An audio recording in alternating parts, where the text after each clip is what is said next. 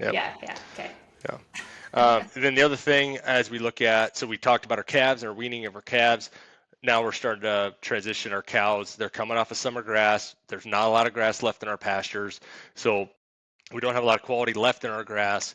And so now we're going to look to additional sources, places to put our cattle to try to get them as far into the winter as we can before we start feeding them. So things like corn stalks, things like milo and sorghum stalks, maybe these cover crops that got planted and we're lucky enough to catch a little rain and get started and going.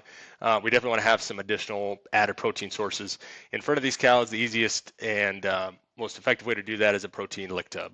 It's putting a high protein, 100%, but putting a high protein source lick tub out with your cows. They're eating maybe a high fiber, high forage diet, but maybe not a high protein diet.